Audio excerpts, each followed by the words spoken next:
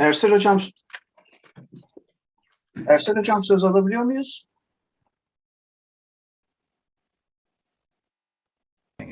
Can you hear me clearly? Konuşmadan sonra Sıtkı'cığım. Tamam hocam, benim de bir merhaba demek istemiştim. Onun için sordum hocam. Hemen deriz. İstiyorsan söyle hemen. Şimdi söylüyorum. Hey, Sir Mearsheimer, this is Sidki Egeli, one of your students from 89. I remember you well. Yes, you do. I'm glad to hear that. Yes, we want to have written about close air support. It's great seeing you. Back when dinosaurs roamed the earth. Correct. Very correct. Hi, indeed. John. It's great seeing you. You look great. Okay, talk to you later. Hi, Meltem. Hi, John. How are you? Good. How are you? Yeah, good to see you. Good to see you. All my students are here waiting eagerly for your talk. I hope I won't disappoint them. Of course you won't. Sorry I missed you. Couldn't come to ISA last week. Yeah, I'm sorry I missed you too. I Some think of a lot of people from outside the United States could not get in, or it was not worth trying. Yeah. Hopefully we'll be back to normal next year. I'll be in Chicago in 10 days. I'll send you an email. Oh yeah, please do. I saw Schenner the other day. He was in Chicago. He was in Chicago. Yeah, yeah. And Okay. how many people do you think will be on this?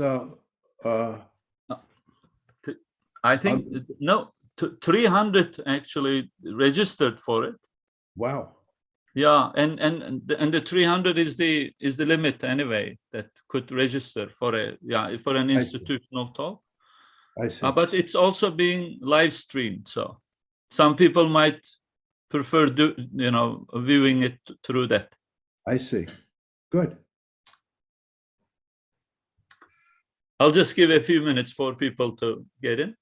Sure, sure.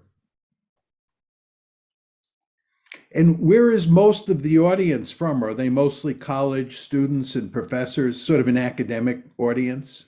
I think it's a very healthy mix. I see. And it's also it's not limited to Turkey at all. Yeah. Mm-hmm.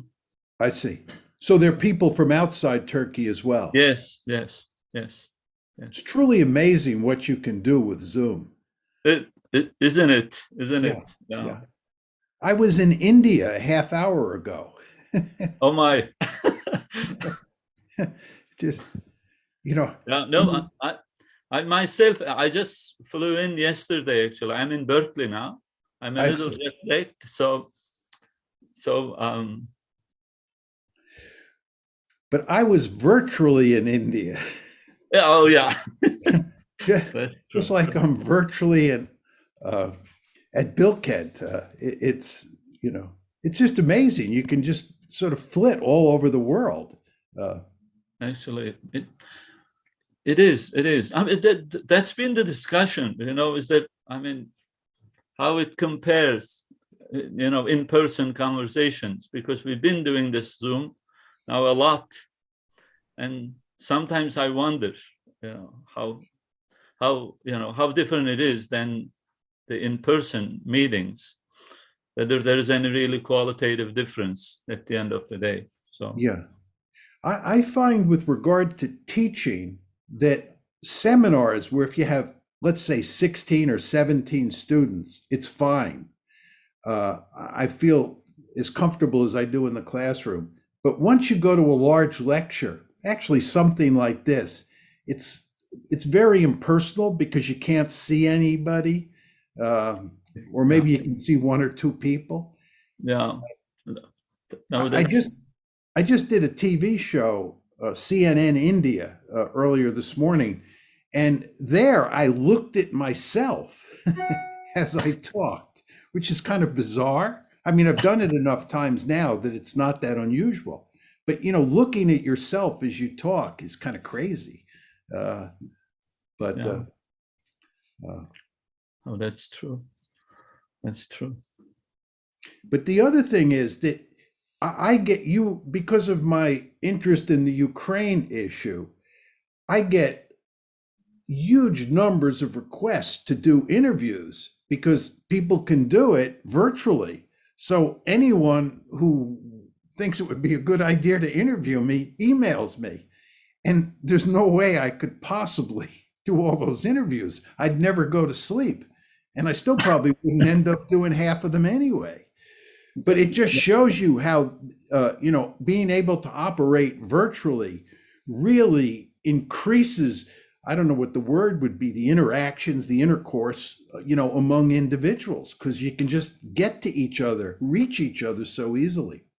No, that's really true. Some people think that this might have a huge impact on the future of even the education, because of, more and more now institutions are really interested in pushing for this online one.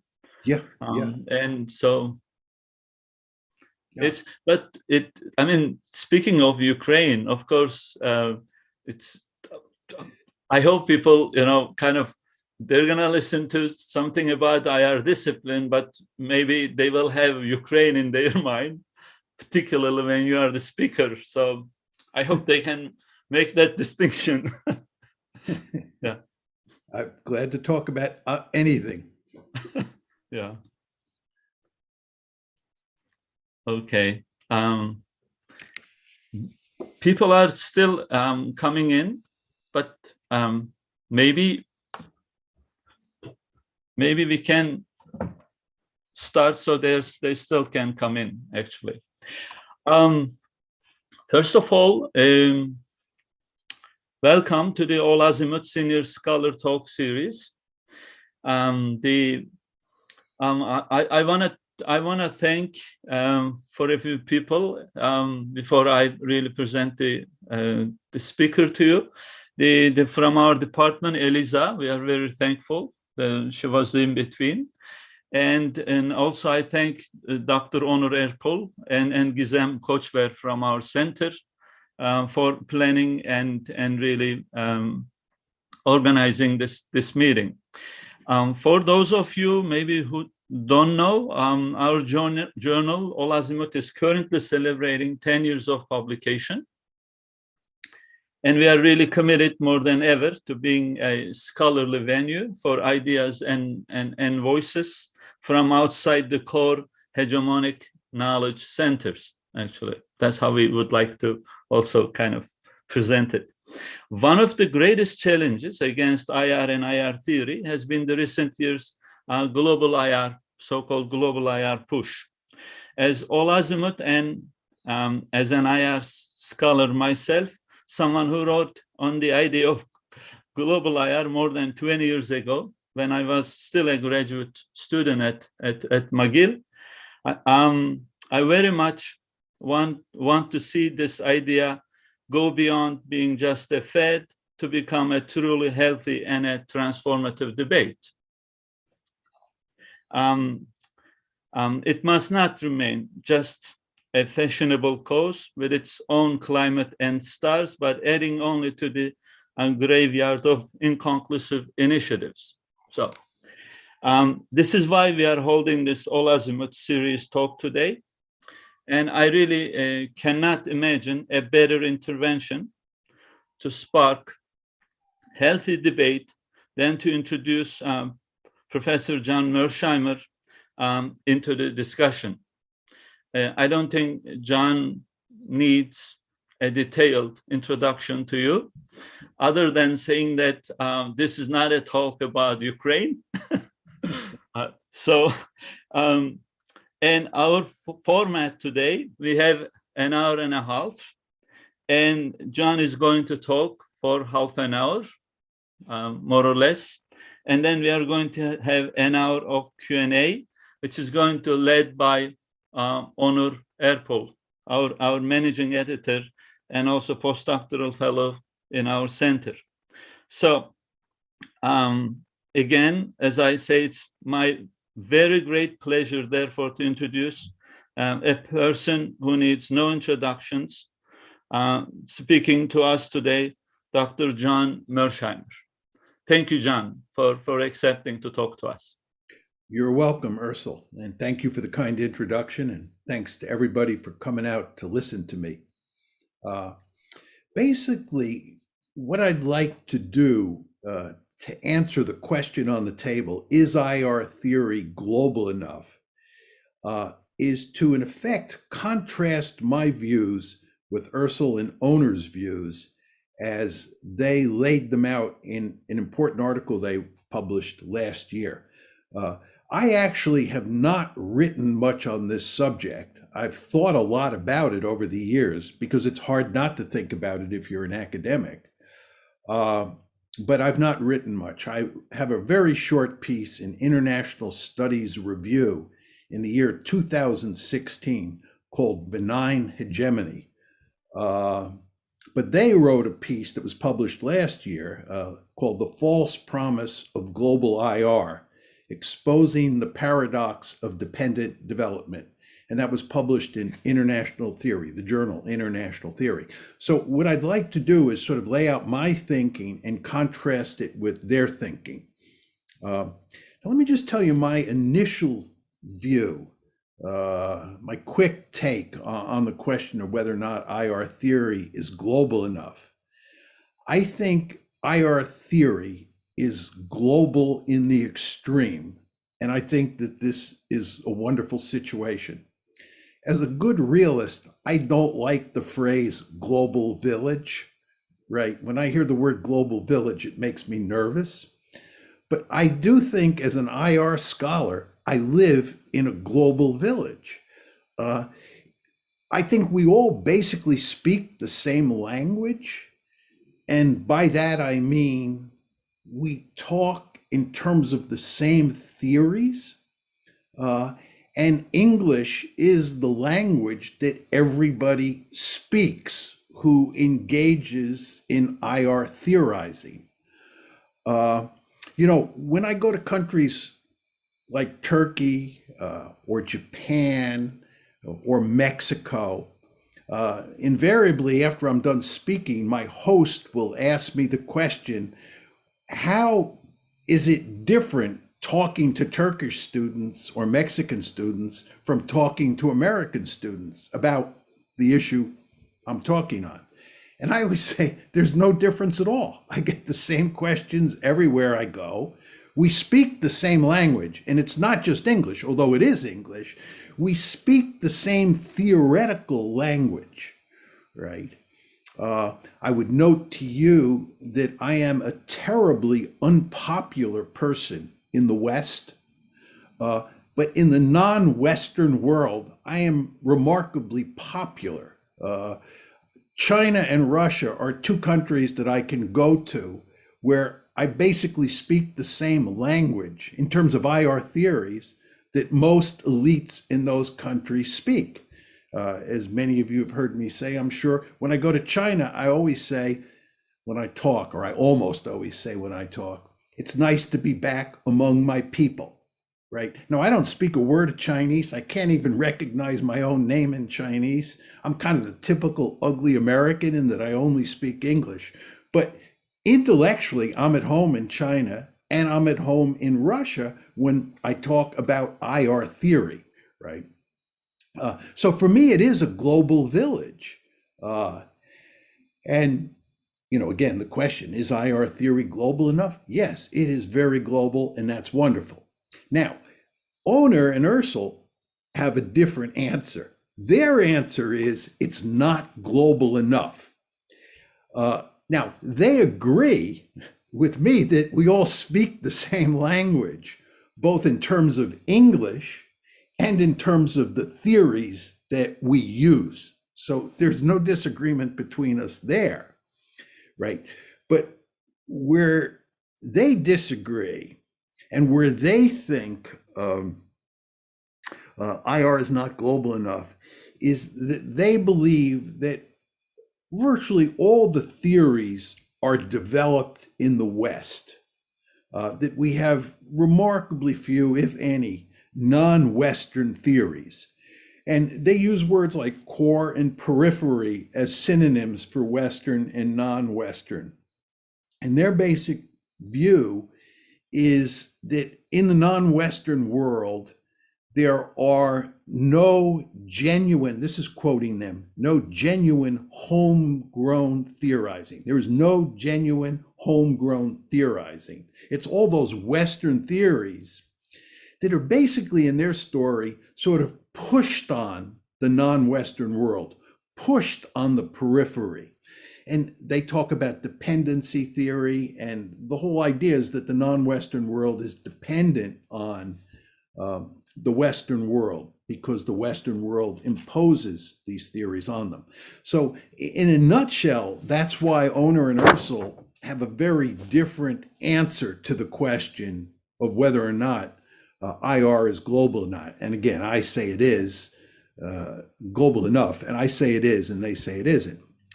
Now, I'd like to talk in more detail about my views on Oner and Ursel's piece, and talk about where I agree with them and where I disagree with them. And this will allow me to lay out my own thinking on this issue. Just as a starting point, I agree with a lot of what they say. When I read their piece, it wasn't like I was in disagreement from start to finish. On the contrary, I agree with a lot of what they say. We have disagreements, which I'll go into. But first of all, I like their focus on theory. As some of you probably know, I have been given to say that theory is God. So I love theory. I think privileging theory is a good thing. And they privilege theory, right?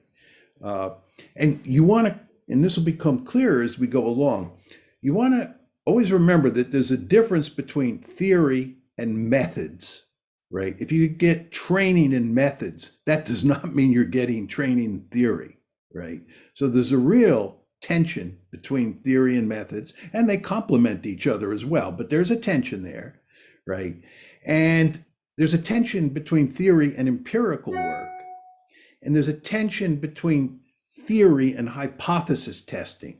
So I put methods, empirical analysis, and hypothesis testing in one basket and theory in the other basket. And I privilege theory and they privilege theory. So we're on the same page there. I think they're absolutely right about the primacy of the West. This is a Western dominated business. The core dominates the periphery when it comes to developing theories, okay, which is what we're talking about. And I think it's the Anglo-Saxon world, the Americans and the Brits, who dominate within the West and therefore dominate on the planet. They're obviously right about the primacy of the English language. The mere fact that I'm speaking in English and virtually all of you understand what I'm saying speaks volumes to that point. They're absolutely right about the primacy of Western journals. You know, getting an article published in the APSR or International Security or International Organization, this all matters enormously. And they're also right about the primacy of Western universities. And you see this in two very different ways. First of all, places like Bill Kent and places all over the world emulate, try to imitate Western universities. And furthermore, some of the best students in countries like Turkey or countries like Mexico, you name your country, in the non-Western world, want to go to the West to get educated. The number of Chinese who want to come to the University of Chicago to study with me is off the charts. So you have some of the best students in countries in the non-Western world wanting to go get educated in the Western world. And then you have universities in places like China, places like Turkey, that are imitating Western universities. So I agree with them on all those points. They're right on the money. Where I disagree is I don't believe that the core is imposing its theories on the periphery in a malign way. The use of the word dependency theory as a way of describing what's going on doesn't accord with sort of how I see this. And of course, that's why my little article, my 2016 article I was telling you about up front, is entitled Benign Hegemony. I think that you could call me somebody who believes in benign hegemony, and Oner and Ursel as two people who believe in malign hegemony. Now, let me unpack for you why I disagree with them on this issue. First, what are homegrown theories, right? In other words, this is their word, homegrown theories. Homegrown theories are theories that are developed in the periphery or in the non-Western world. And I think that you have to tell me what the specific characteristics are of those theories that differentiate them from, let's say, Western theories. I don't even like the word Western theories because in my brain, theories are just theories. Theories are just generalizable statements about cause and effect. If this, then that.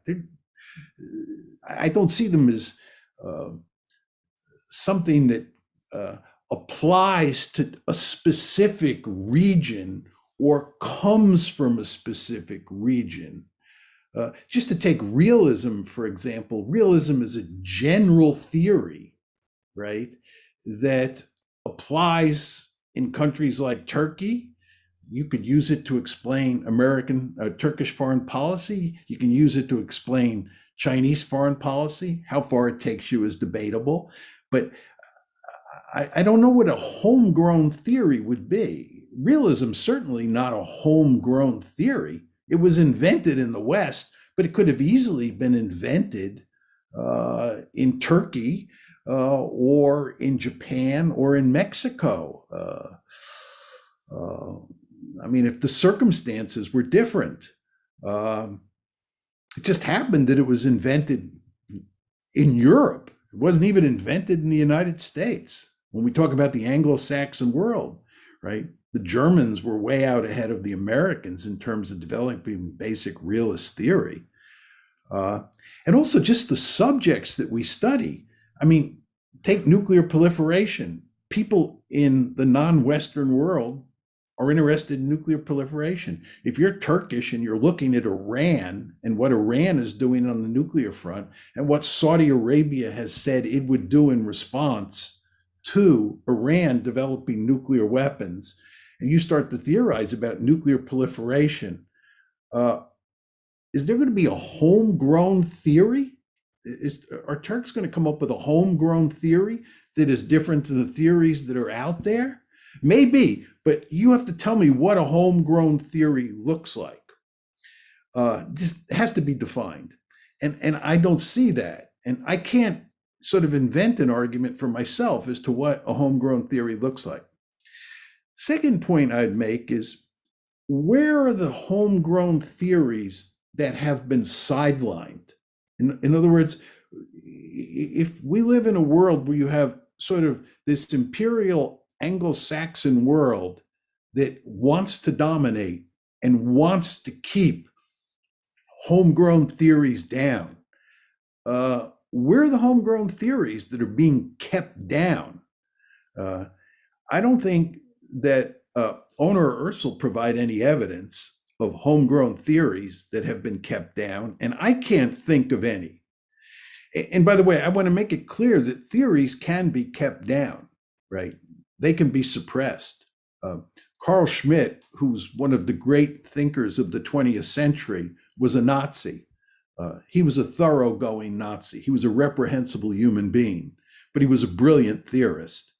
From the end of World War II, 1945, until the middle of the 1980s, I'd say 1985, for about 40 years, his theories were suppressed, right?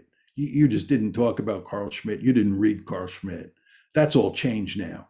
But you can suppress theories. So I think it's theoretically possible, plausible, that theories are being sidelined. In other words, there are homegrown theories that are invented and then they're suppressed.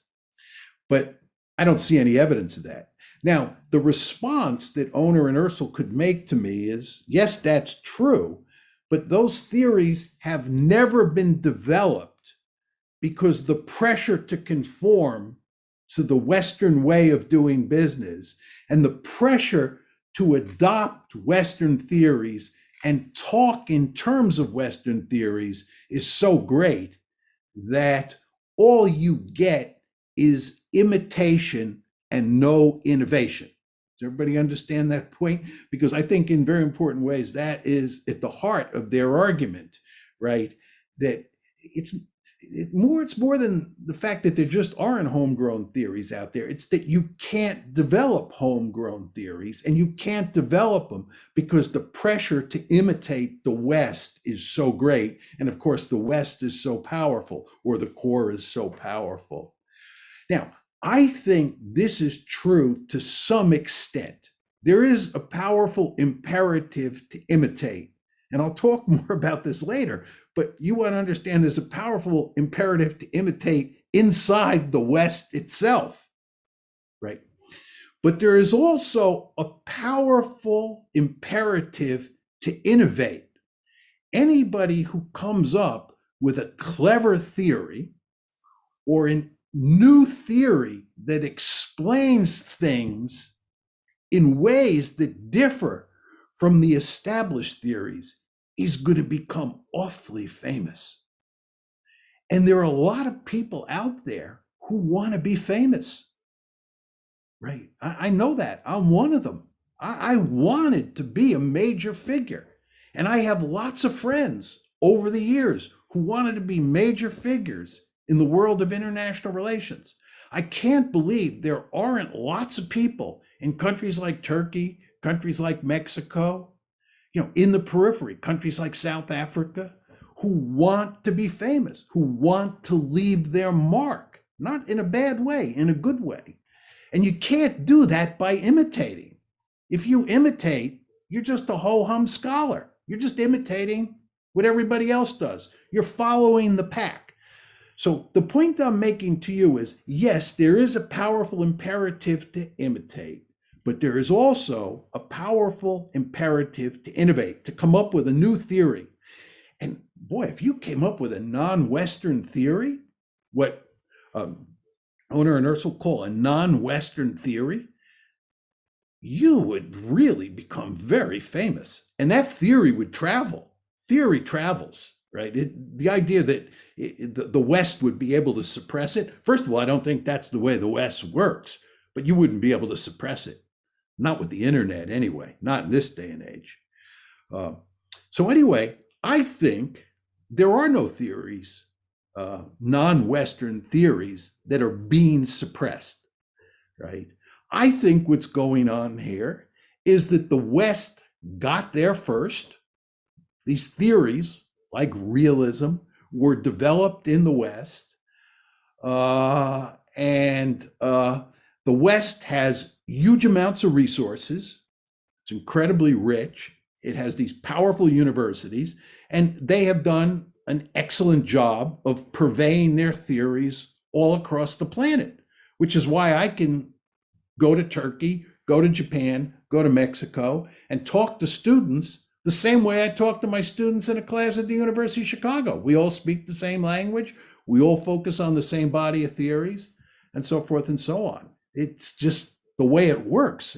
I don't believe it was done in a malign way. Now, let me go to the whole subject of the prospects for changing this situation, okay? Whether you agree with me that we have this Western hegemony or this Anglo-Saxon hegemony for benign reasons, or you agree with Owner and Ursel that we have this Anglo-Saxon hegemony for malign reasons, there's still the question of how do we change this situation? I actually would have no problem if there were more non-Western theories. I love theory. And if non-Westerners want to develop theory, fine. As I told you, I love going to China. The Chinese are my people. We speak the same language. So it's not like I'm unhappy about the fact that non-Westerners are employing theory or would develop theory and so forth and so on. I have no problem with that. So I think if we can figure out how to fix this situation so that there are more non-Western theories, that's good. And I think that Oner and Ursula would agree with me on that. They surely would. Now, they spend some time in their article talking about how to improve the situation. I have a fundamental disagreement with them. I think the situation is grim for non-Western theory, and it's going to get worse. And they're whistling in the wind when they come forward with proposals to how to fix this problem. Now you're saying, why is he saying that? Now you want to remember before I go on that we're talking about theorizing, right? We're talking about non-Western theories. That's their focus, that's my focus, right? And I'm telling you the situation is going to get worse. Why is that the case? First of all, we are moving away from an emphasis on theory. Theory's privileged position in the West is diminishing. It's very important to understand that. And methods, empirical research, and hypothesis testing are now what scholarship in IR is all about in the West. Very important for you to understand that. We teach many methods courses. We go to enormous lengths to socialize students, to take methods, to study methods, to do empirical research. We teach hardly any theory courses. And IR theory really has a bad name at a lot of universities now, and I mean that literally. If you say I'm an IR theorist at a number of Western universities, you're considered to be a dinosaur. Many of my colleagues at elite universities in the United States think that I am a dinosaur. Now, there are two reasons for this. One reason that theory is being diminished in importance is there's really not a lot new to be said. Much has already been said. If you're going to write about realism, it's not clear that there's a whole heck of a lot new to say. If it was 1945, it's 1945, you just got a PhD at an elite university in the United States, and you're interested in writing about IR theory, the world is your oyster, as my mother used to say. You have lots of opportunities to write interesting theoretical treatises. In the year 2022, you're following behind a lot of people who've said a lot of things about IR theory, and there's not a lot new to be said. That's one problem. The second problem is we are now in the business of mass producing PhDs. When I started graduate school in 1975, the number of PhD students who were being produced in IR, especially in security studies, was remarkably small. This is a completely different world than the world that you live in. And we now live in a world where there are huge numbers of people who want to get PhDs, right? The non-Western world is filled with young people. Many of you are on the screen here who want to get a PhD. This is wonderful, but you ought to understand that that means we're mass producing PhDs. It's an assembly line. I love this phrase. This is from Oner and Ursula's piece. They talk about, quote unquote, graduate training factories. Graduate training factories. They're exactly right. We have these universities all across the planet that are graduate training factories, pumping out huge numbers of PhD students. We have all sorts of people go into MA programs who want to then go on to get a PhD. Once you get into mass production of PhDs, there's going to be a heavy reliance on empirical approaches over theoretical approaches because you can't mass produce theorists. You can only have so many new theories. You can mass produce people who do empirical research. You give them some courses in statistics and this and that. They get spun up on methods, and then they take their methods, they apply them to specific problems, they create new databases and so forth and so on. Think about a public policy school. If you're going to create a public policy school and you're going to admit 300 students a year, and those students are going to be in for 2 years, and you have to educate them, what kind of courses are you going to teach them? Theory courses? You think you're going to teach them to be great theorists? You think you're going to teach them to be big thinkers? No. You're going to teach them all sorts of courses on methods and econometrics and so forth and so on, so they can be competent analysts when they go work for, Goldman Sachs or the US government or the Turkish government or what have you. Public policy schools, right? Just look at public policy schools and how they educate people. That's what you get when you mass produce PhDs. So what I'm telling you folks is that the future for IR theory across the planet, in the Western world and in the non-Western world, is bleak because one, there's not a lot new to say. There's some, but not a lot. And number two, we're mass producing PhDs, and that means theory is going to be shortchanged and empirical methods are going to be emphasized. The other reason I think the future looks grim and the situation is going to get worse, not better, as Oner and Ursel hope, has to do with the growing conformity in the West that comes out of professionalization. You want to understand that in the West, let's focus on the West here.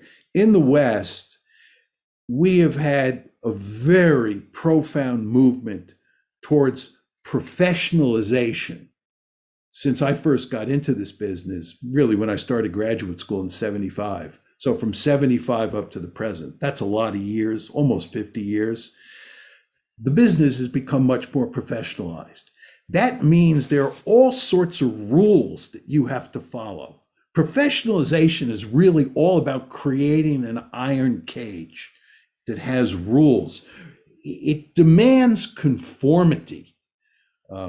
It used to be in the old days, if you submitted an article to IS, to International Security, you just write something, you'd stick it in an envelope, and you'd send it to International Security. There was no format that it had to follow. You didn't have to answer 10,000 different questions in conjunction with submitting your manuscript, right? That's no longer the case. Submitting an article to International Security or any journal is a highly professionalized business, no matter where, right? And you see this in the non-Western world as well. Professional standards really matter, right? And that means conformity. That means conformity. And that conformity in the Western world is going to seep out into the non-Western world. And you can see professionalization. You folks, especially young people, you want to think about professionalization. You want to think about what professionalization means. Political science is becoming a profession. And when a discipline like political science and IR becomes a profession, it has a narrowing, a constraining effect, okay? And that's happening in the Western world, and it's seeping out into the non-Western world. And just on this point, let me conclude by saying I read Ursel and Oner's piece very carefully. It's a superb piece of scholarship, even though I disagree with them on certain points. It's a superb piece of scholarship. But it is a highly professional piece in the Western sense of the term. They have written a piece that looks like something that would come out of an elite university in the United States. And of course, it was published in International Theory. And when I read their piece, I see this. And by the way, it's a piece that's very empirical, very quantitative, very methods oriented. And I'm not being critical. I want to be clear. I'm not being critical of the piece. The piece is first rate, but it's not an IR theory piece. And it's very professional, and it fits neatly with my point as to the direction that we're heading in. So let me conclude by making 3 very quick summary points. First, the West is hegemonic. Ursel and Owner and I will agree on that regarding IR theory. Is it malign? No, I think it's a benign process. They think it's a malign process. So there we agree. Is this going to change? They're hopeful that it's going to change all for the better over time. My view is it's going to change for the worse over time. Thank you.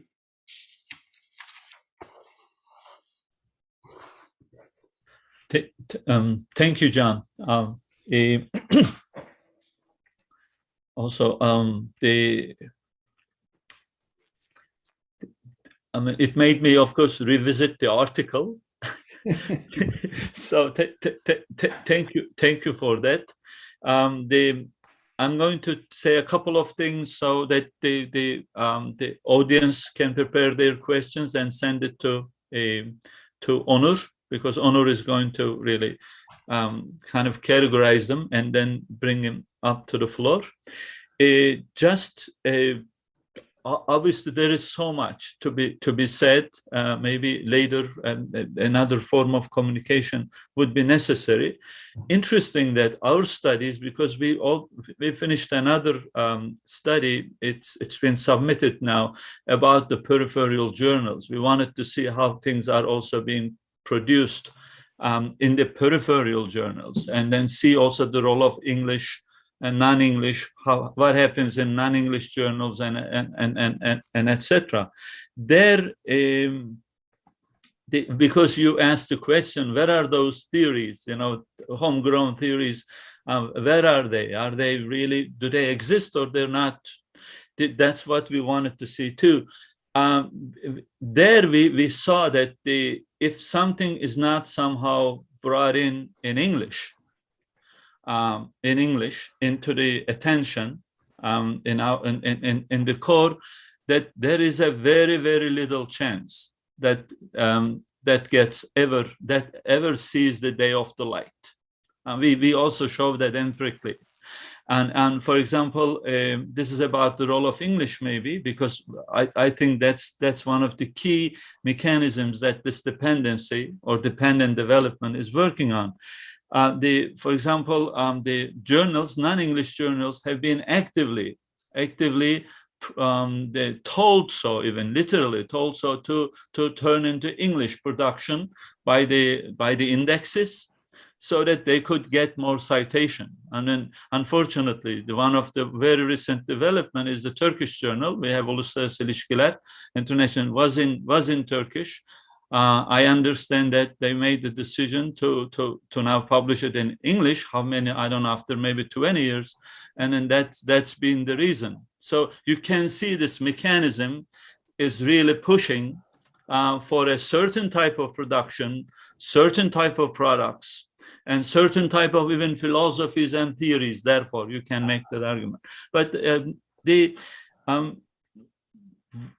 one thing that I'm filling in for the questions to accumulate. The IR theory may not be the privileged label anymore in the West, but it is in the periphery. Within these small communities, still many scholars, young scholars particularly, they try to open a path for themselves in these communities by presenting themselves more like a theoretician rather than area studies or historians. That's an interesting, I think, the difference between the core and the periphery. So you can see this kind of the old image of the core being extremely active in the periphery still. So when the the label theoretician or the IR theoretician is that popular in the periphery, that means only one thing. Again, our studies show that they always imitate, they always import, and then we see that again in our empirical evidence that, for example, they don't cite local works. They only cite the English conventional IR theoretical pieces, even if there are non-English theories, or even in local language. Again, our empirical evidence shows us that they insist citing the core IR theoretical pieces. Why is this important? Just one other line. That evidence tells us that the imitation in the periphery is a self-imposed one, rather than a core provoked one. That dependency is so consolidated that the peripheral IR communities, they are rushing to import. They are rushing to import and imitate. Of course, that speaks to your point that IR theory has been extremely successful in the West, so that there are this many followers in the East. Maybe this should be the last kind of quick point. I think the globalizing IR theory is not only to serve to the interests of the peripheral communities or the scholars. It is, we try to also present it, it is a way to also salvage the gap between the IR theory, current IR theory, and the world politics, because 80–90% of the IR actions do take place in the periphery.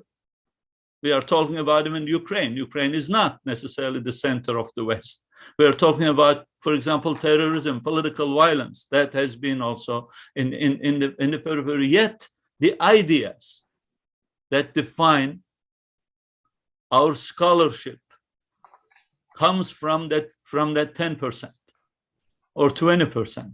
That appears to be a major paradox for the future of IR discipline. So how do we close that gap?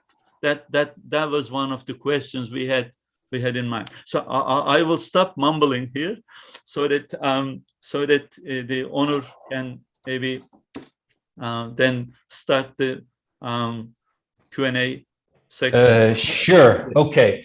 Now, I believe the original ground rules was that everybody sends me their written questions, and I'll do my best to categorize them and convey them to Dr. Mearsheimer. I think we can have a more hybrid format, if that's okay. I think there are a couple of people who really want to ask questions, and questions live as well, if that's okay with you. Let's do it that way. With that, let me first of all turn to Dr. Georgi, who wanted to say something, and after that I'll continue with the questions that we received. Okay. Hang on, let me also make this. Okay. Sorry. Yeah, there we go. May I ask the question? Yes, please. Great to see everyone. Thank you very much, Professor Mearsheimer, for your fascinating talk. It was very enjoyable, as always. My question for you has to do with a seminar that I sat in, or that you taught at the University of Chicago a few years ago, a landmark experience in my academic life. And I remember you saying that, well, one of the theories that we don't have yet, because the focus of attention just hasn't been on smaller actors, weaker powers in the international system, is a realism for, or a realist theory for small powers. So how much of a gap do you think this is? And what would you say about the fact that a lot of these theories explain phenomena for the countries where they come from? And because these are very few countries just about 10%, as Professor Eidelman was saying. They are universal, they are important, but at the same time, there are still some important issues that they are not able to explain. So I would be curious to see your opinion on this. Thank you. Yeah, I would say I get maybe 3 emails a year from people who say to me, you have this theory of realism and it's all about great powers. And what does your theory have to say about small powers or minor powers? And I always write back. I don't always write back. Sometimes I'm so inundated with emails I can't write back. But when I do write back, I always say to people, this is a great question and I have no answer because I've never thought seriously about it. And I usually give people 3 or 4 thoughts off the top of my head. And I tell them, take this with a grain of salt. But just to go to Eliza's question, this is, I think, a black hole in the theory world. Remember, I said I didn't think there was much room left for new theories, but this is one of those areas where there is room left for theorizing. How does realism apply to countries that are not great powers? And you could distinguish between Belgium on one hand and Turkey on the other hand and India, right? Because in the world we live in, we say there are 3 great powers, the United States, China, and Russia. That leaves a lot of other countries out there. Some you could categorize as major powers, some as minor powers. So this is an excellent question in the sense that this is a black hole, right? And there are other black holes out there. But the point I was trying to make is there are not that many black holes left.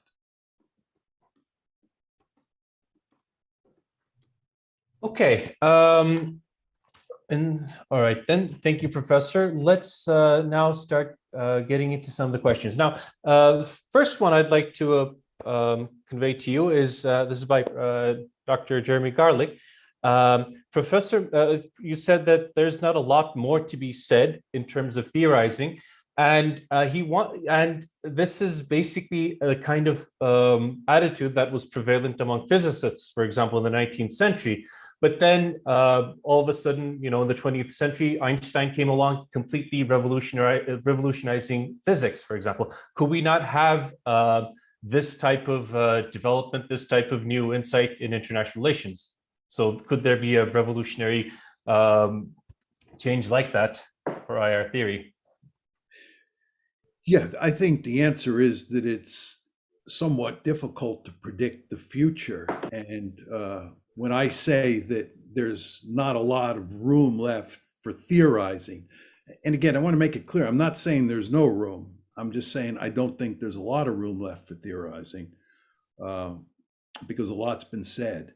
That doesn't mean that, 20 years from now, 30 years from now, I'll be proved wrong. With regard to physics, I think that that was true. With regard to physics, that people who said that it was dead and there was no room for theorizing before the start of the 20th century were proved decisively wrong. I think if you look at physics today, it's not clear that there's much left room for theorizing. I'm not an expert on the subject, but I read a little bit about string theory from now and then, and I'm not sure there's a whole heck of a lot new to say there. That's not to say there couldn't be a breakthrough at some point, but I think that a lot of people in IR will tell you there's really not much new to say about realism. Eliza's question to me notwithstanding, there's not a lot new to say about realism. And I'm not saying there's nothing new again, but I think you don't want to underestimate the fact that so many scholars have said so much of a theoretical nature. I think, by the way, the same thing is true about liberalism, and the same thing is true about social constructivism.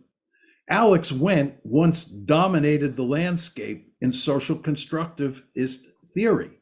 Where is his successor, right? Where is the rich body of new social constructivist theories. In terms of liberal theories, we have democratic peace theory, we have economic interdependence theory, and we have liberal institutionalism. Those are the big three liberal theories. Can anybody think of coming up with a fourth liberal theory? I don't know. Maybe you can. Maybe 20 years from now, we'll have a fourth theory. You want to understand that when I went to graduate school in the 1970s, there was no such thing as democratic peace theory. Democratic peace theory was basically invented by Michael Doyle in 1983. There was no democratic peace theory, right? The argument that democracies don't fight other democracies, and nobody anticipated it. So maybe somebody will invent another liberal theory in the foreseeable future. I'm not optimistic on that front. And I say that with great regret, but we will see whether I'm right or wrong. Professor, if I may then ask a follow-up, because we also received a question about this. Do you see mid-range theories, right? These eclectic theories, they're on vogue as well. They're very popular these days as well. And do you see them being able to contributing to extant paradigms? Do you think they will be able to actually contribute something significant to IR theory? And by that token, do you think they could be used to promote global IR as well? Yeah, my focus over the past few minutes was on grand theories like realism, liberalism, social constructivism, and your question has to do with middle range theories. Right.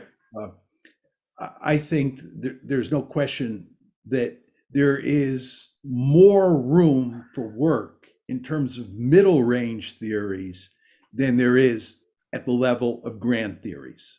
I want to be very clear on that. Mm-hmm. But I think a lot of spade work has been done in terms of middle range theories as well, right? So this is not like 1975.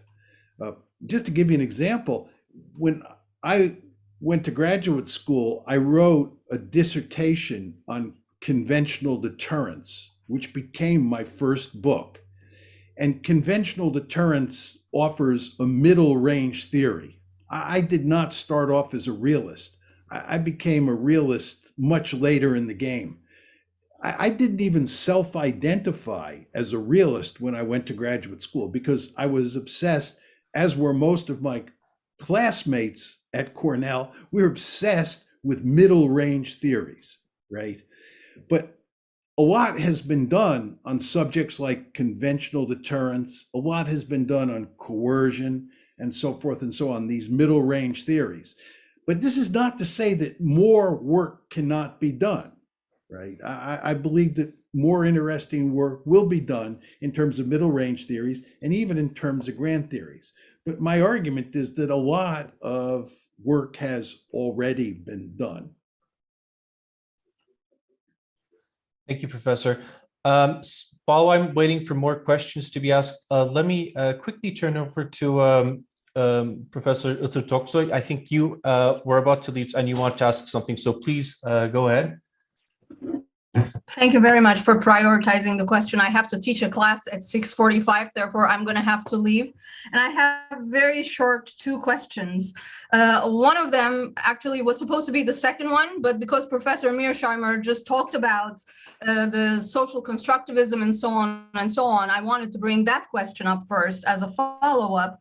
Actually, when we talk about local or homegrown theories, does this really not take away from the general applicability of theories in the social sciences? And in terms of this, the positivist post-positivist debates, when have we gone too much into the postmodern era and made it impossible to theorize? That would be my first question. I'm an assistant professor of international relations at Doğuş University in Istanbul. And for the last 10 years or so, I've been working on science, technology, and international politics and space politics in general. And just because you also specified string theory, I'm also wondering whether we social scientists are kind of losing our way in terms of knowing what really theorizing means, because the way the hard sciences theorize and the way we now seem to theorize seem to be going in two different ways. And therefore, you know, it's like what Graham Allison said, are we really sitting at separate tables, two separates, to be able to find our way? And finally, maybe just because you said that that there are very few areas of going forward with theory, would you maybe like to comment a little bit as to where you see the role of science and technology in IR and the theorizing of IR? Thank you very much. If I could just ask you a question, when you say physicists and IR scholars are sitting at separate tables, I wasn't sure what you meant. Now, I mean, I think it was Graham Allison who wrote this article several years ago saying that we are all becoming so specialized and now we're sitting at separate tables. We kind of do not talk to one another, like economists and, you know, politicians and psychologists and so on, whereas our talks are actually, they have to be interdisciplinary. And in terms of theorizing, like when I know Professor Aydınlı well, and I follow his work as well, but one maybe difficulty I had with his ideas was that when I talk about theorizing, what comes to my mind is general applicability. If I'm able to apply it in certain situations and not in certain others, then I question the validity of the theory. And in that sense, am I being too positivist here? Maybe. Or what can we learn from the theorizing and the concepts of theorizing? You mentioned that we are going too much towards hypothesis testing and empiricalism. But the thing is, you know, and maybe not thinking in terms of theory, but where do we find the line? Let's say hard sciences seem to be doing actually a lot of theorizing these days, and testing them through technologies and so on and so on. And maybe we're the ones lagging behind. I just wanted to hear your opinions on that. Thank you. Okay. There are a lot of points here. First of all, your point about general applicability, I agree completely that theories should apply across the board, regardless of where they're developed. In other words, if a Turkish scholar had developed a powerful theory of realism, a new theory of realism, that should apply widely. It shouldn't apply just to Turkey.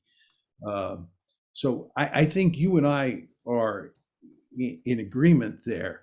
And I think, by the way, that's one of the reasons why scholars in the non-Western world gravitate to these Western theories. It's because those Western theories apply broadly.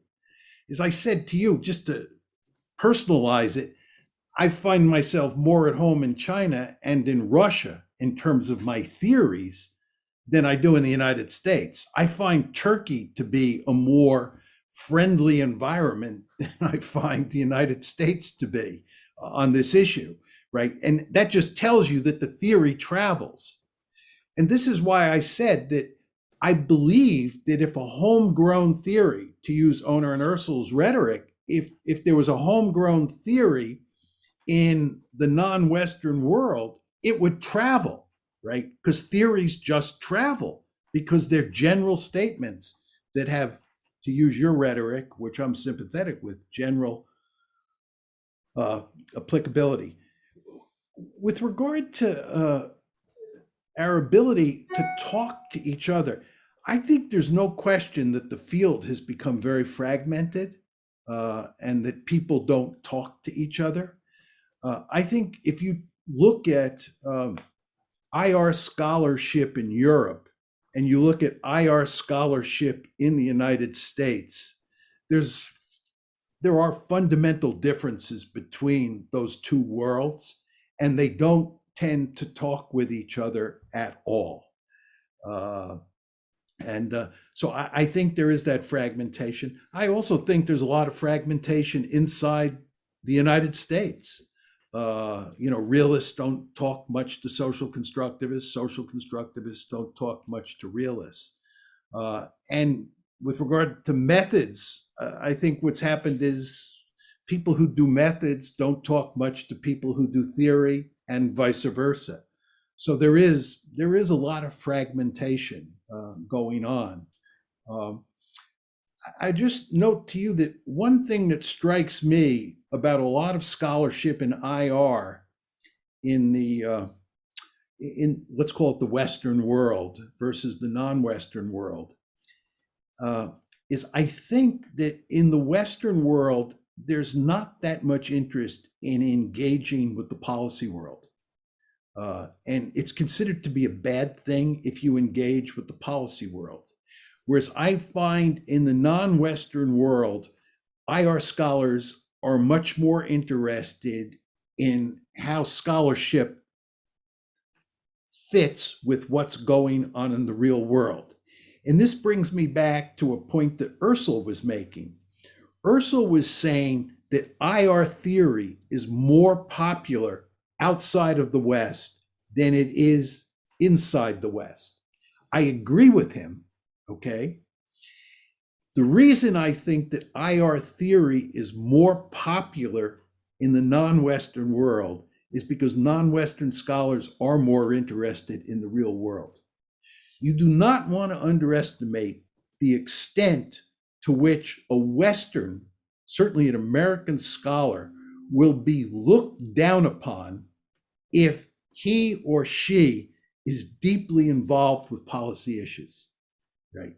You don't want to go too near the policy world, right? Academics tend to think the policy world and the academic world are two separate worlds. I believe, and this is going to sound funny, but I believe that if you do IR theory, you're much more interested in the real world than you are if you do methods. Methods is less oriented towards real world policy issues than theory is. So I don't find that surprising at all. Your point about it's become impossible to theorize, I don't think it's become impossible to theorize. My point was it's become more difficult to theorize in large part because I think a lot of the theoretical space has been taken up. That's one way I would put it.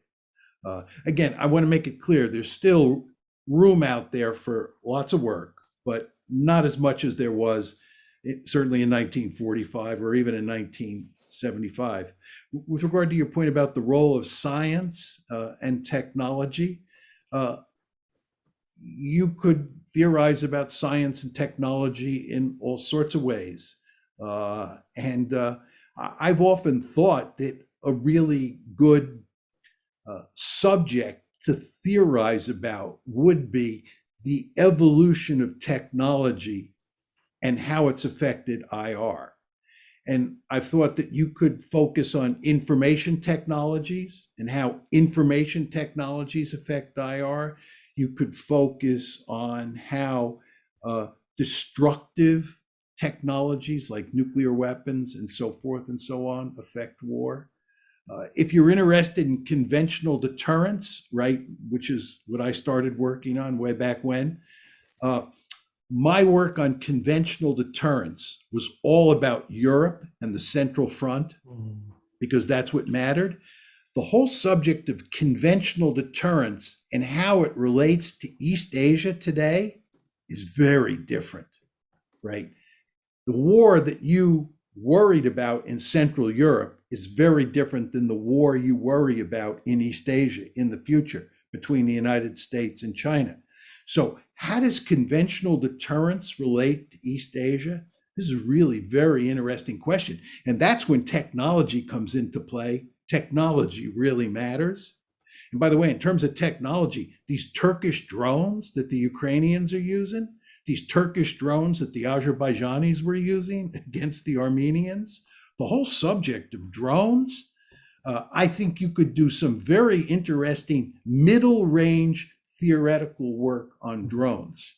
So I think there are a lot of, interesting subjects related to technology and to science.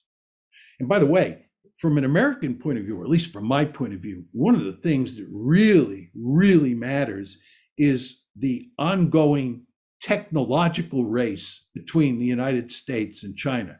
You understand that the Chinese are trying to run us off the board at the technological level. There's an arms race taking place in terms of sophisticated technologies, quantum computing, artificial intelligence, 5G, on and on, right? We're in trouble, right? The United States is in trouble. We are up against a really impressive country. They want to run Silicon Valley off the table, and we are trying to rise to the occasion. So you're going to have this competition in high-end technologies take place over the next, God knows how many decades, right? The United States and China competing, right? And all sorts of interesting things could be said there as well. So I think the role of science and technology, lots of opportunities there. And hopefully you will theorize on this set of subjects. Thank you very much for your response. Thank you, welcome. Professor. Ashojam, you had your hand up. I just wanted to make a actually quick point, because John seems to be repeating a position that I think I have a problem with. The theories, you seem to think that all the ideas and then the theories can travel as freely as possible. From a Western scholar's perspective, or maybe even a prominent established scholar's perspective, that may be the case.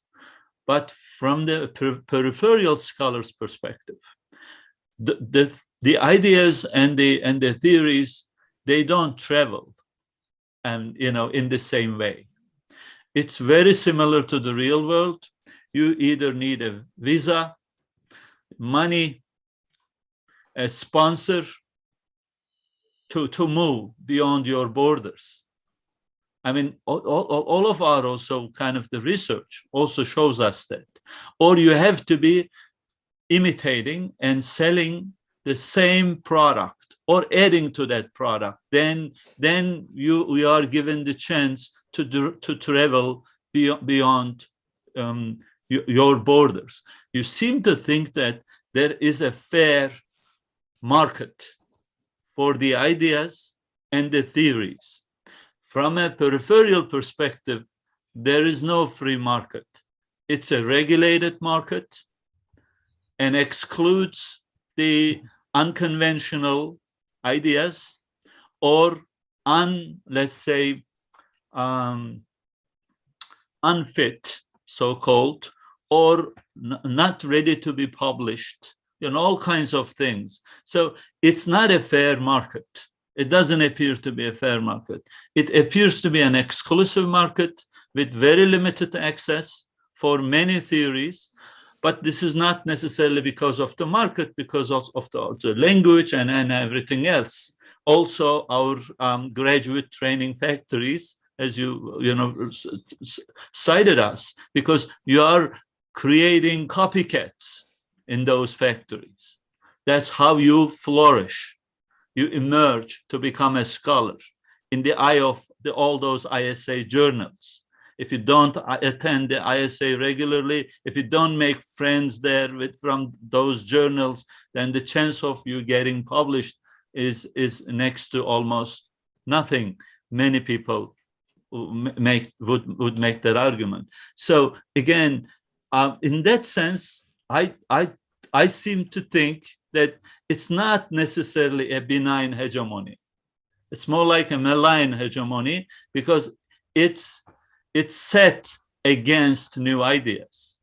It's set against new incomers. This market is an exclusive club. What would you think about this position? Yeah, I just make a couple points.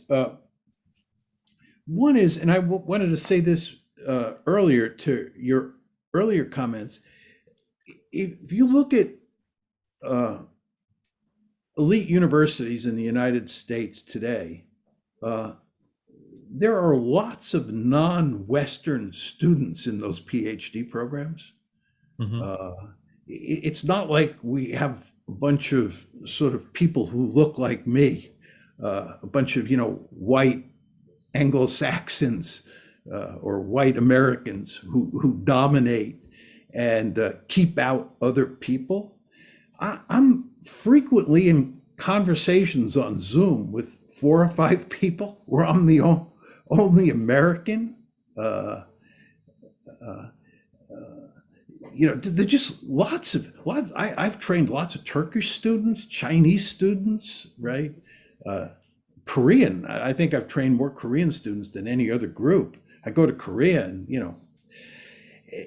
I just say to you that the West is actually quite welcoming, and we like new ideas. I mean, academia is a place that privileges innovation. It's not a place that, I mean, there is this imperative towards conformity. It's not absent, believe me, I understand that. But there is an imperative towards innovation, to saying something new, right? And you don't want to underestimate that. So we bring in non-Western PhD students. And the truth is, I don't see much difference between them and stereotypical American students. If I bring in somebody from Bangladesh, right, that student basically is not much different than somebody who comes from Los Angeles or, Nebraska. It's just, I don't see that much difference. Now, you would say that's because that student has been socialized earlier to want to conform. I think if you had a student who came from Turkey to the United States, who was really an independent variable, he or she, could think for themselves, and they thought they had a clever a clever theory about how to think about X or Y or Z, that student would be kind of a Bolshevik and would be in your face or in my face telling me they got a new way of thinking about things. And I think the system, assuming that the theory made sense, would reward that person. So I don't see, I see some socialization for sure, but I don't see as much socialization as you see. And then the other, why don't you go ahead? No, actually, that's wonderful.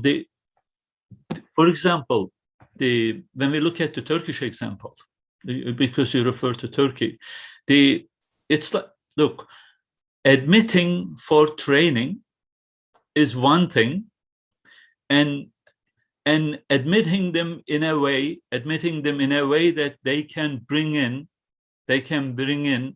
original, that's where we call homegrown philosophies, ideas into the table is another thing.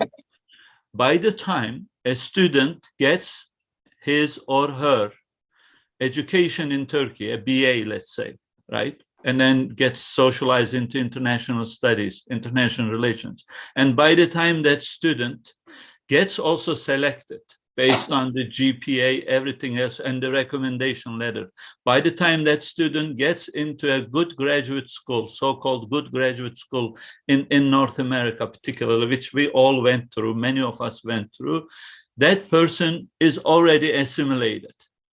That person, in his or her mind, is already assimilated and is already part of this dependent development, that person thinks that success means adding to what exists, publish in what it's being published, and become part of the existing club already, and then go back to their country, which I did, for example, and represent the West there, be the ambassador of those ideas and those theories, and get the acknowledgement.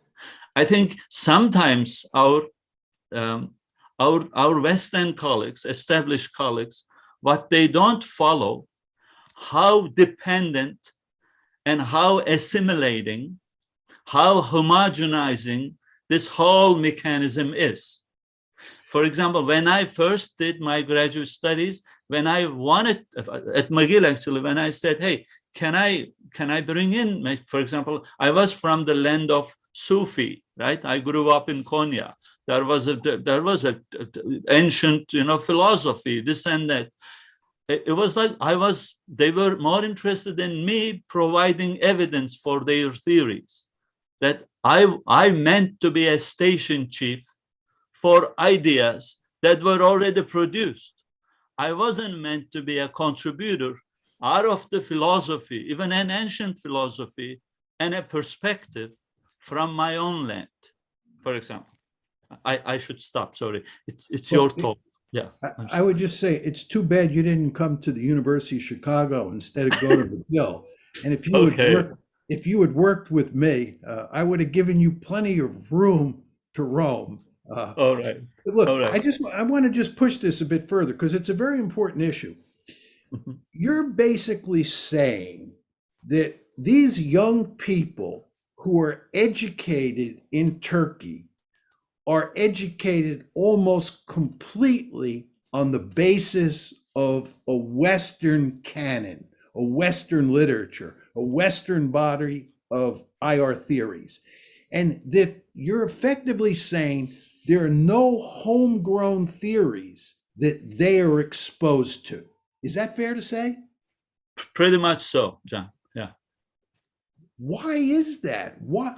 I mean, I just want to be very clear here. I've dealt with lots of non-American, non-Western students, and they are every bit, ceteris paribus, they are every bit as good as Western students. It's not like Western students are smarter than non-Western students. That's not what's going on here, right?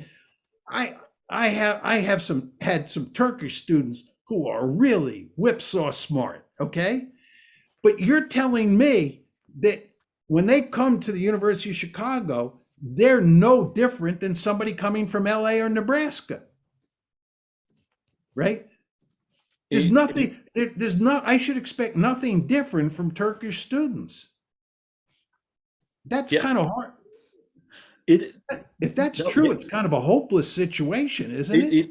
No, it simply reflects the long years of dependent development, that their professors in their home countries already were trained in the West or in Western, theories or Western theoretical thinking, that they already got socialized into a role that they want to continue because they think that's the way to success, because this is a competitive world, I think. But otherwise, how can we explain that? Look, Turkey is coming from an imperial past as well. There were different civilizations in here. There were different perspectives, philosophies, all kinds of things. Yet there hasn't been, and some type of a theory or a theoretical application that reflects that past, that reflects that philosophy. It is more like most of us, all of us, in fact, we are pretty much busy and occupied with what we learned, not what we brought in to the table. Okay, just my final point on this, because we should go back to questions. If there is a Turkish theory out there to be articulated, and it hasn't been articulated, obviously, somebody should articulate that Turkish theory, right? And your argument is it will be suppressed. I do not believe it will be suppressed, but first you got to articulate the theory. I go through this when I go to China. The Chinese are actually kind of resentful that they employ Western theories. And they talk about the need to invent Chinese theories of international politics. And I always say it would be wonderful if you would invent Chinese theories of international politics, but they haven't done that yet. And the Turks have not invented, you have not invented a Turkish theory of international politics. And I would challenge you, you an owner, instead of writing another piece on the state of the field, right? What you should do is write a major theoretical work that differs from what people like me are saying in the West, that challenges us and offers us a new theory of international politics. I think that would be wonderful. And if you have trouble selling it around the globe, please contact me and I'll go to great lengths to help you purvey that theory all over the planet. Because you and I agree on the importance of theory, and owner too. We all agree, right? Theory is God. So give us a new theory. That's a deal, John. No, in fact, we even wrote another article basically making the claim that this is more like a peripheral responsibility. It is more like a peripheral responsibility rather than the core, because the core doesn't have to make a move. It's it doesn't. It's happy where it is, what it does, and it serves to also everything else. But you're right. It's a peripheral responsibility, unfortunately. Yeah. We're starting to run out of time, but there are a couple of questions that I think are so worth bringing up because I think they're very interesting. One of them is, well, we see that a lot of the mainstream IR theories seem to fail in explaining some of the, let's say, developments in the rest of the world. For example, let's look, if we think about deterrence, for example, we see that some of the ideas that are developed in deterrence theory don't seem to hold very well when looking at the looking at India's relationship with Pakistan, for example, or when we look at India's relationship with the US and China. Sometimes they seem to be very supportive of the US, other times they're different. So whichever way you seem to look at it, there seems to be a great deal of, let's say, inconsistencies. And so should we not maybe bestow greater importance to locally developed theories, since the people there themselves, they experience a particular social reality, they have their own perspective, their own sort of history as well. Should that not be, should there not be, let's say, a stronger emphasis on trying to flesh out these ideas and bringing them into a mainstream, IR mainstream? Second question, if I may, since we're a little bit low on time, I also want to ask this. Assuming that language is important for the development of ideas and worldviews and thoughts, does the rest of the world, or the non-Anglophone world, aren't the people of the non-Anglophone world automatically at a disadvantage? Because even if they were to somehow come up with exceptional ideas, or maybe if they were forced to think about a discipline in another language, would this not, let's say, stifle some of their thoughts? So isn't the US and the UK, for example, at an automatic, let's say, or I don't want to say they're at an advantage, but the rest of the world is at a disadvantage? So those are two questions that I think really worth, that deserve, I think deserve some attention. Sorry, please go ahead. Yeah, those are both excellent questions. Let me take them in reverse order. Okay. I think that you need a lingua franca. You need a common language. It happens to be English, right? And from my point of view, that's a wonderful thing because I speak great English. And your point is, if somebody doesn't speak great English, doesn't that put them at something of a disadvantage? The answer is yes. I mean, how could it be otherwise, right?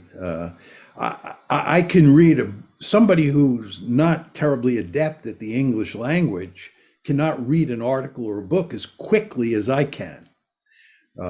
So if you're going to get into this business and operate at the high end, you obviously have to speak English. And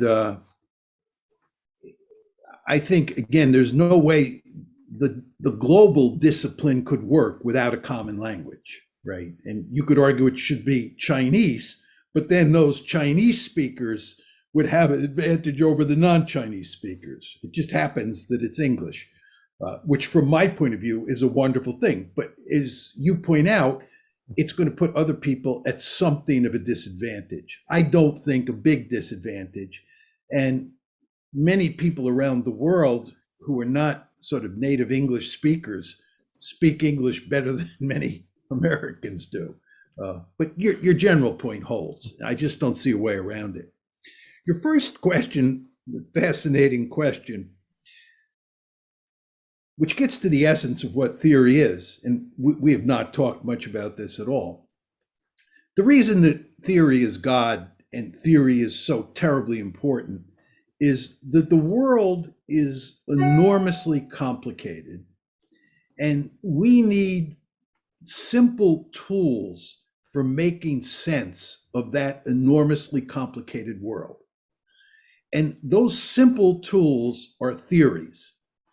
And anytime you come up with a theory, it's a simplification of reality. If you're a structural realist like me, what you focus on almost exclusively is the structure of the international system, which means you pay hardly any attention to domestic politics or to individual leaders, right? Whether a country is a democracy or an autocracy or a communist state doesn't matter in my structural realist story, which is, again, a simplification of reality. Well, sometimes those factors that you leave on the cutting room floor when you develop your simple theory, they really matter. And that means your theory is going to be wrong in that particular case. You know, I wrote this book with Steve Walt on the Israel lobby. It's called The Israel Lobby in U.S. Foreign Policy. I'm sure many of you have heard of it.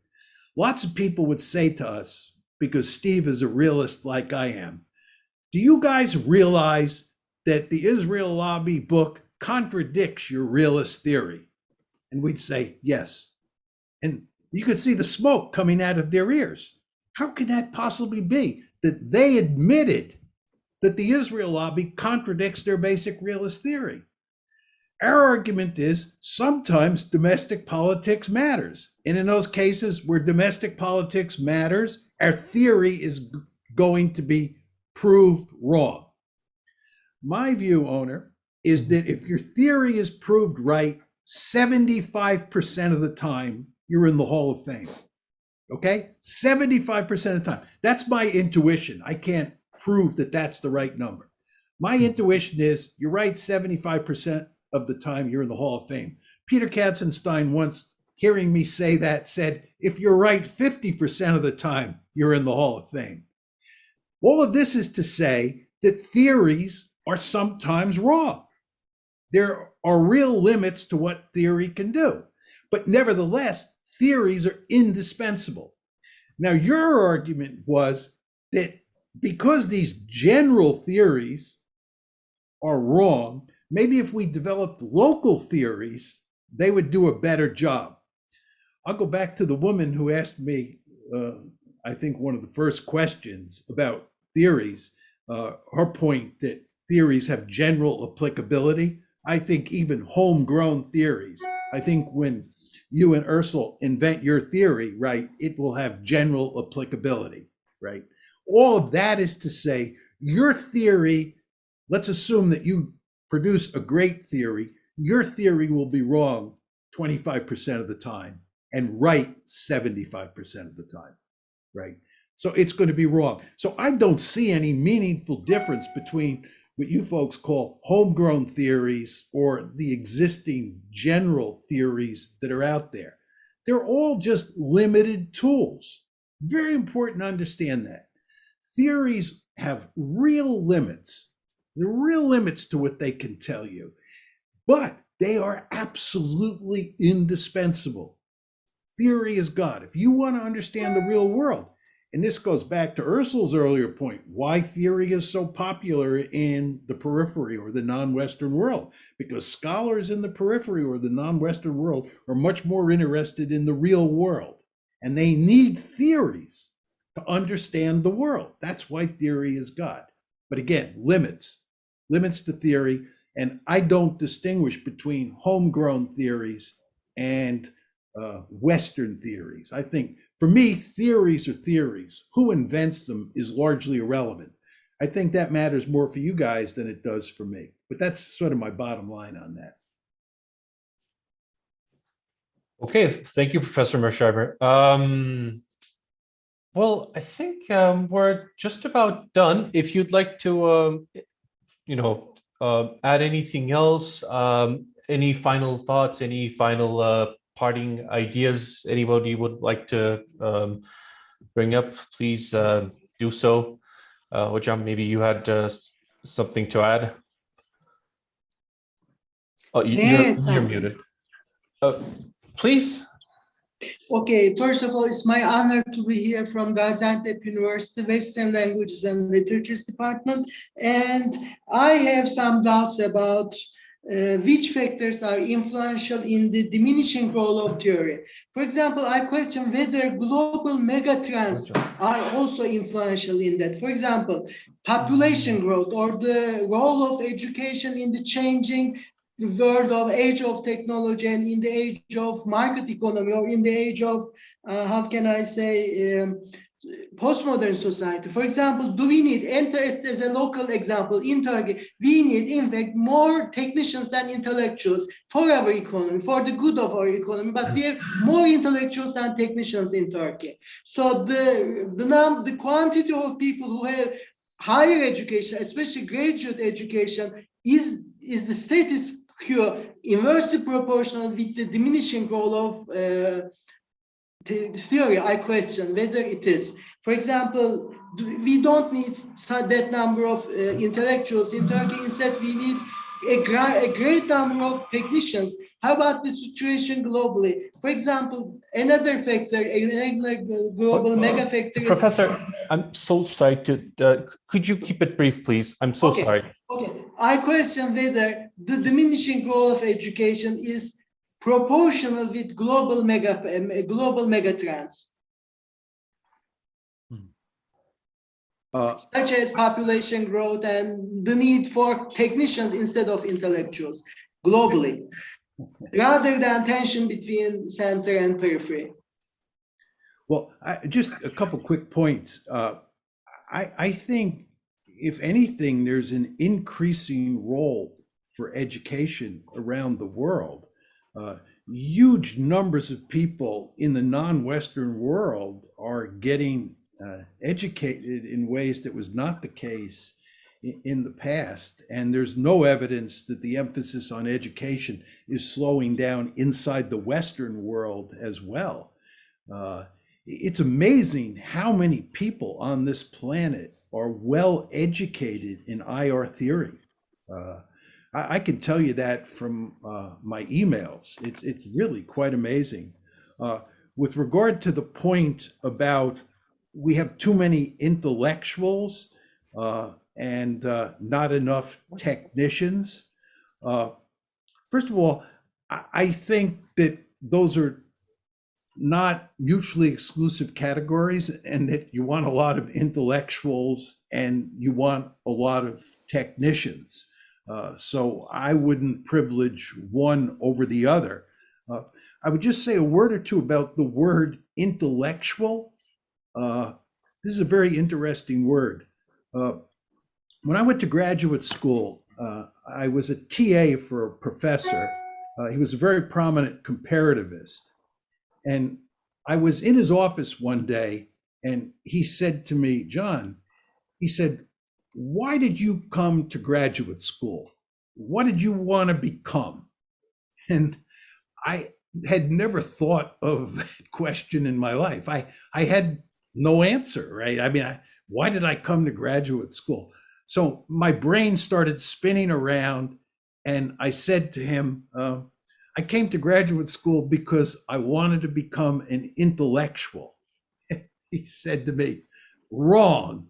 He said, you came to graduate school because you want to become a social scientist. So you see, he distinguished between being a social scientist and being an intellectual. I thought about that conversation immediately thereafter and for many years. And I used to tell people that I was a social scientist, not an intellectual, okay? In recent years, this is maybe the past 10 or 15 years, I've come to the conclusion that you want to be both a social scientist and an intellectual.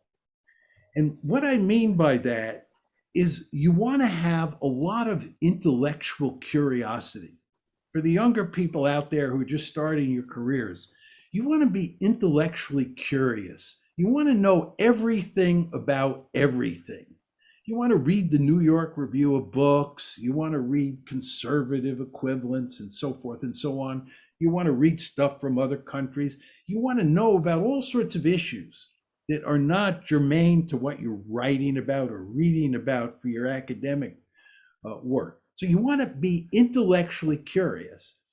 And you also want to be a first-rate social scientist, because being able to theorize and being able to do empirical work, I fear that I place too much emphasis on theory and not enough emphasis on doing good empirical work. You want to do good empirical work. We have to test our theories, right? So it's very important to get skilled in methods and to be skilled in developing theory, right? You want to be a first-rate social scientist with a lot of intellectual curiosity.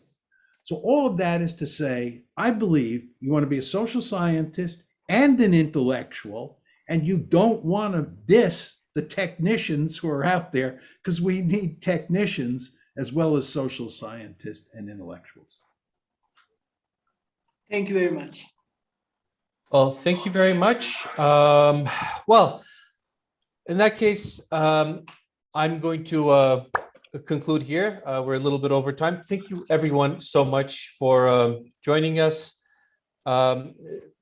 Hopefully, we'll be able to organize more of these talks in the future. And hopefully, we'll have many more opportunities to talk about the global IR debate and other developments in the IR discipline. So thank you very much. And Professor Mearsheimer, thank you. This was very enlightening for us as well. That'll give us something to respond to in the future as well. We really appreciate it. Thank you. Thank you for having me, Owner and Ursula. Thank you so much. It was so stimulating. Thank you. Thank you. Thank you. Thank you. Thank you very much for always inspiring us. Thanks. You're welcome. Thank you. Thank you very much. Be well, everyone. You too. You too. You too. You too.